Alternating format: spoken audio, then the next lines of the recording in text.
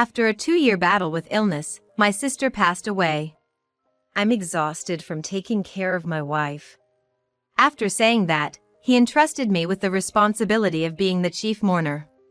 I can't bear to see my wife being buried. He sobbed and ran out of the funeral hall just before the cremation.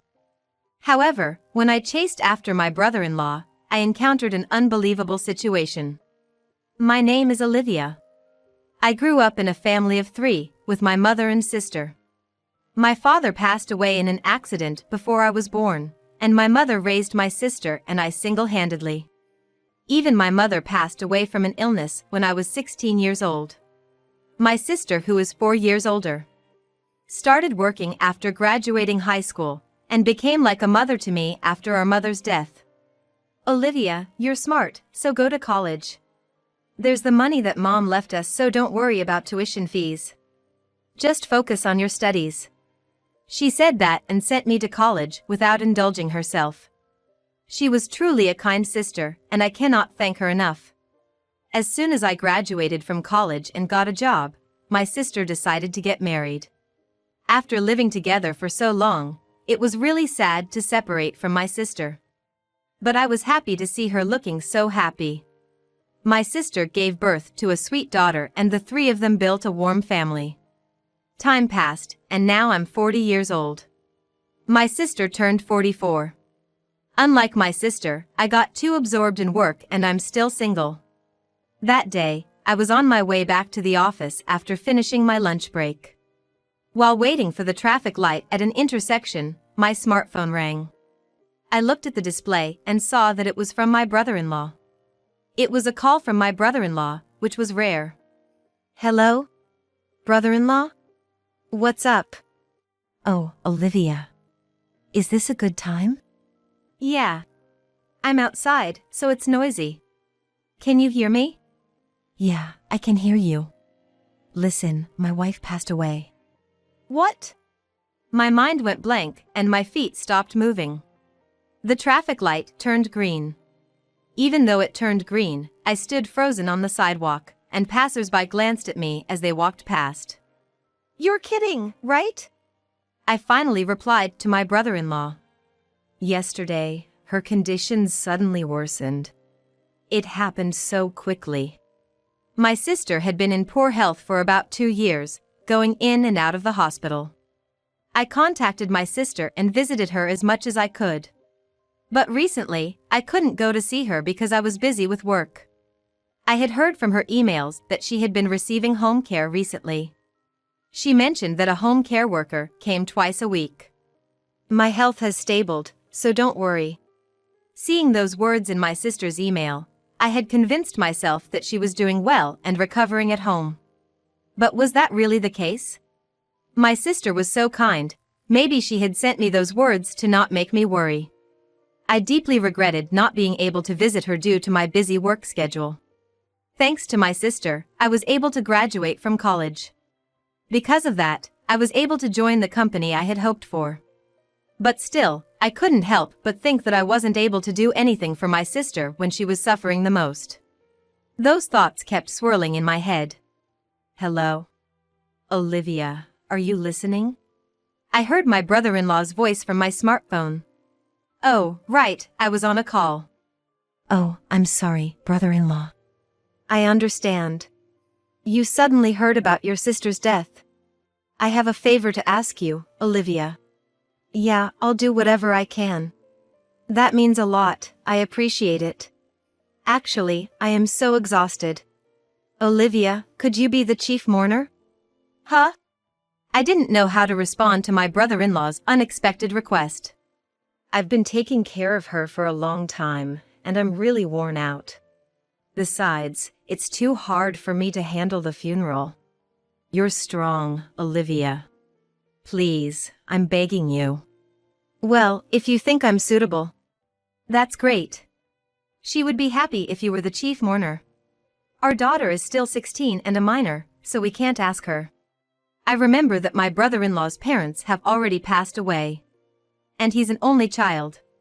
If my brother-in-law can't fulfill the role of the chief mourner, then it would be up to me. Thank you, Olivia. I've already had most of the arrangements made with the funeral home. Just follow their instructions, and it'll be fine. In this unexpected turn of events, I was confused, but I just wanted to see my sister as soon as possible. I returned to the office, explained the situation to my boss, and hurried to my sister's house. I arrived at my sister's house and rang the doorbell. Hello? It was my niece, Claire, who answered. Claire? It's me, Olivia. Aunt Olivia. The door opened, and Claire, with her eyes red from crying, came out. Claire, I heard from your dad. It's true, isn't it? Yeah. Mom is inside. Come in. It had been a while since I last visited my sister's house. When was the last time I came here? I never expected that the next time I would visit would be to say goodbye to my sister. I entered the room, and my sister was lying on the bed. Her face covered with a white cloth. Sis! I gently removed the white cloth, revealing my sister's face, as if she were peacefully sleeping. If I called out to her, it felt like she would open her eyes any moment now. Sis! Open your eyes! I called out to my sister while crying, but she didn't open her eyes. She had really passed away. Hey, Claire, where's your dad? I asked Claire, who had been standing next to me, crying together as she watched the meeting between me and my sister. Dad said he can't bear to stay in this house anymore. He's going to book a hotel and stay there tonight. He told me that Aunt Olivia will come soon, so I should wait with Mom. And here, this is the contact information for the funeral home. I was surprised by my brother-in-law's actions when I heard Claire's story. Even if he was exhausted from taking care of my sister, leaving his beloved wife behind, let alone his own daughter, and staying alone in a hotel. It seemed a bit heartless of my brother-in-law, but I think taking care of someone for 2 years must have been tough. Perhaps due to the exhaustion and shock, my brother-in-law ended up doing things that I couldn't even imagine. I couldn't blame him. What I could do was to prepare and send off my sister so that she could rest in peace. I suppressed my grief and contacted the funeral home. The funeral was scheduled for 2 days later. According to the explanation from the funeral home, it was my sister's wish to have only family and a limited number of people sent her off. Even while struggling with her illness, she cared about what would happen after she was gone. How strong was my sister, really? Surely, taking on the role of a mother figure for me made her more responsible than necessary. I wished she could have lived much longer, especially considering the hardships she faced when she was young. Until the day of the funeral, I tried calling my brother-in-law several times. But he didn't answer the phone. Was he bedridden from mental exhaustion? Just as I was worrying, I finally received an email from my brother-in-law. Olivia, I'm sorry for causing you worry. I'll attend the funeral tomorrow. I felt relieved that my brother-in-law had replied, and a weight was lifted off my chest. And the day of the funeral arrived. Claire and I headed to the funeral hall on the car carrying my sister's coffin. My brother-in-law was going to come directly from the hotel to the funeral hall. As I looked up at the sky through the car window, there wasn't a single cloud in sight. In my heart, it was pouring rain with tears, but the sky felt like my sister was saying, Olivia, don't be sad. While I was lost in the memories of my sister, we arrived at the funeral hall. At the entrance, there was a sign with my sister's name written on it. Sis, it really is a farewell, huh? I felt an indescribable mix of emotions. My sister's coffin was brought into the hall and placed in rest. During the time before the funeral began, Claire and I spoke words of memories to our sleeping sister inside the coffin. Then, my brother-in-law appeared. Claire, Olivia. Are you okay, brother-in-law? Yeah, I'm really sorry for leaving everything to you, Olivia. It's okay. Thank you so much for taking care of my sister for such a long time. And the funeral began. Me, my sister's family and my sister's close friends came to attend the funeral. It may not have been a grand funeral, but everyone got the chance to say their goodbyes to my sister. It may sound strange to say it was a funeral befitting my sister, but that's how I felt. And when the preparations were being made for the burial, an incident occurred. Oh, I can't bear it anymore. My wife being buried. I can't take it anymore. My brother-in-law suddenly burst into tears. The people around us widened their eyes, wondering what was happening. Brother-in-law, please calm down. Daddy! Even though Claire and I tried to comfort him and calm him down, my brother-in-law continued to sob uncontrollably. Feeling concerned, one of the staff members from the funeral hall came over, but my brother-in-law shouted, I can't do this anymore. I'm leaving, and stormed out of the funeral hall. Wait, brother-in-law. I wanted to chase after him, but I was the main mourner. I couldn't leave this place. I decided to leave my brother-in-law to the staff at the funeral hall. During the time my sister's cremation was taking place, Claire and I quietly waited in the waiting room. Claire said she needed to use the restroom and left her seat. Come to think of it, where is my brother-in-law? Perhaps it was due to the grief and exhaustion, but I had no energy to leave my seat to go and find him, so I called my brother-in-law instead. But he didn't answer the phone. I hope brother-in-law is okay. Maybe I should send him a message. With that thought in mind, I opened the email app on my smartphone. Just as I was about to type, Aunt Olivia. Claire returned. She had a troubled look on her face. Claire, what's wrong? Yeah, Dad was here. Oh, so brother-in-law was still at the funeral hall. That's a relief. I hope he comes back. No, he went home. He was with the home care worker. Dad was smiling. Huh? What do you mean? Near the restroom, there was the woman who came from Mom's home care. She was wearing mourning clothes, so I didn't recognize her at first. But then Dad went up to her, and I overheard their conversation while hiding. The woman said something about going to the hospital and then going on a trip. What? What's that about?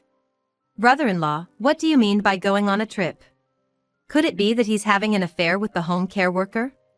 Even though my sister was still fighting her illness, there's no way that could be true, right? But even the arrangements for this funeral were strange, asking me to be the main mourner and all. I remember my sister's regular hospital was near this funeral hall. I'm sorry, Claire. Just wait here for a moment. I'll be right back. Saying that, I dashed out of the funeral hall towards the hospital. Passers-by were taken aback as I ran in my mourning attire, but I couldn't care about that right now. Huff, huff, huff. When I arrived at the hospital, my brother-in-law was standing at the entrance. I hid behind a pillar, hoping not to be seen by him. After a while, a woman came out of the hospital's entrance. Sorry for the wait. Let's go, let's go. Saying that, the woman linked arms with my brother-in-law. Nevertheless, your acting was top-notch. I couldn't bear it anymore, my wife turning into ashes. Please stop. If I didn't do that, I wouldn't have been able to leave that place, right? But is it okay for you to go on a trip during your wife's funeral? Oh, it's fine. I'm supposed to be at the hotel. And everything else will be taken care of by my sister-in-law. She's single and proactive, so I can rely on her. What on earth?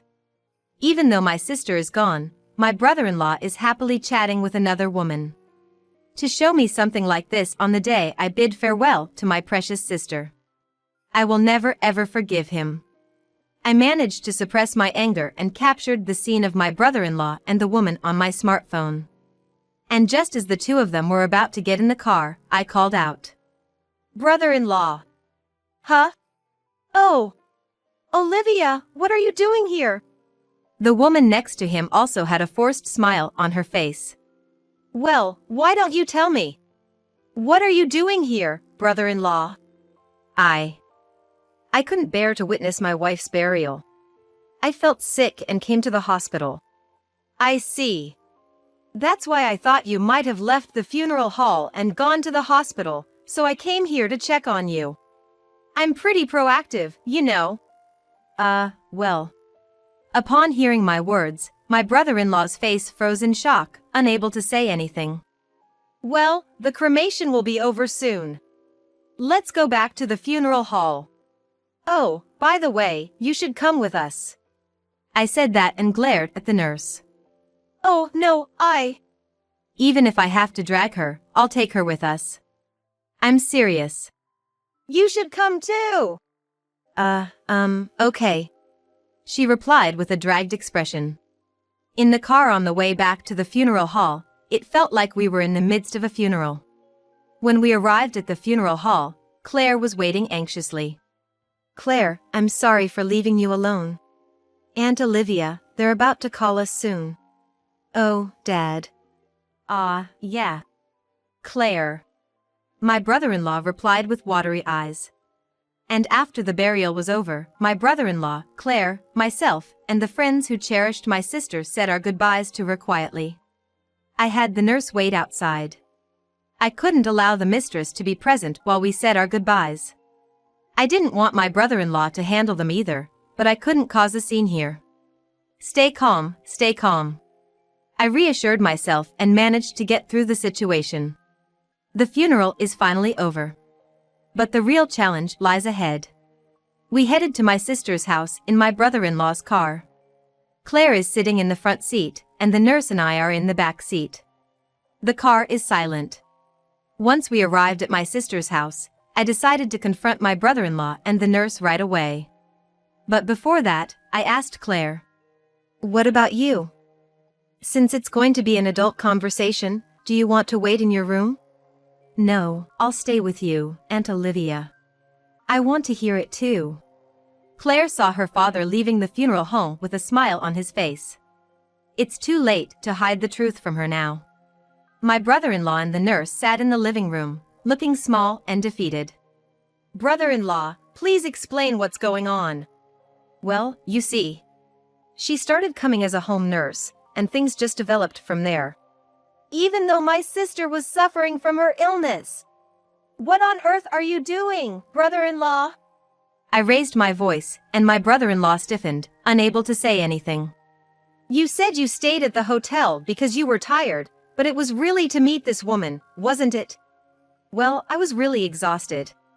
"So, what's wrong with finding some comfort?" "What? That doesn't justify doing something like this." I slammed my hand on the table. My brother-in-law froze in place, unable to say a word in the face of my intensity. At that moment, Claire, who had been observing the situation all along, spoke up. "I was the one taking care of Mom most of the time." "What? What do you mean?" I turned to Claire. "Well, Daddy is only home when the nurse comes. And he leaves with her when she goes." "Claire, what are you saying?" "But it's the truth, right?" To my surprise, my brother-in-law couldn't say anything in response to his daughter's input. Now it's the nurse's turn. "And you? After doing something like this, do you really think you can get away with it?" I wonder what my face looks like now. I'd like to see it in a mirror. This must be the face of pure rage. "Oh, I am truly sorry." No one can stop my momentum anymore. It's surprising to see myself, who rarely raises my voice, pursuing the other person with such a forceful tone. I never knew I had this side to me. Maybe my sister is lending me her strength. Brother-in-law, crying inconsolably before the cremation was all an act, right? And going on a trip during my sister's funeral. What are you really thinking? I will never forgive you. However, the nurse made a final desperate attempt. "Sister-in-law, you say this and that, but where is the evidence?" Bam! "This should be enough evidence," I declared as I thrust the photo I took at the hospital earlier. Clear as day, it shows my brother-in-law and the nurse walking arm in arm, laughing. The nurse couldn't say anything anymore. "Apologize to my sister," I shouted at them with the loudest voice I had all day.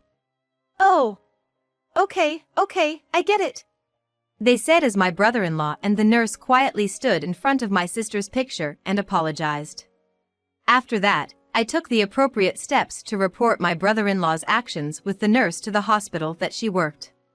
The nurse was severely reprimanded by the hospital and ultimately fired. The nurse's reputation quickly spread to other hospitals, making it difficult for her to find another job. And now, I'm living with Claire. If I were to find out that my father was secretly involved with a nurse while my mother was battling an illness, it would be natural for me to not want to live together. But no matter what kind of father he is, Claire is still his child. Although my brother-in-law made a mistake, he is also the person my sister chose to marry. I have no intention of forcibly separating Claire from my brother-in-law. However, I intended to stay by Claire's side until her feelings settled down. My brother-in-law, of course, broke up with the nurse. It seems he desperately clung to her afterward, saying things like, "Don't leave me! Now we can openly be together! Let's get married! Let's get married!" But it seems she has completely lost interest in him. Furthermore, they seem to be in a heated dispute over compensation, saying things like, "How are you going to make up for getting me fired because of you?" And now, even Claire has left him, and he seems to have aged considerably. The other day, when Claire secretly went to check on him, he was kneeling in front of my sister's picture apologizing. Claire waits for me and cooks dinner when I come home late from work. She also subtly helps with household chores and is truly a good child. "Claire, you can take it easy." When I said that, Claire responded, "It's fine. I actually enjoy doing household chores. Maybe I take after Mom since she also liked taking care of the house." She smiled as she said that. One day, while having dinner, Claire told me something. "Hey, Aunt Olivia, you know what? Mom knew about Dad and the nurse." "Huh?" I didn't know how to respond. But you know, Mom's body was already weak, so she couldn't do anything herself, but she said Aunt Olivia would take care of it. And it turned out just like she said. Claire said that with a slightly lonely smile. Then, looking at my face, she said, "By the way, Aunt Olivia, you were really impressive back then. You were like a demon." And burst into laughter. "Hey, stop it." As I looked at Claire's smile, I thought that I wanted to support her forever from the bottom of my heart. Just like how my sister became a mother figure to me.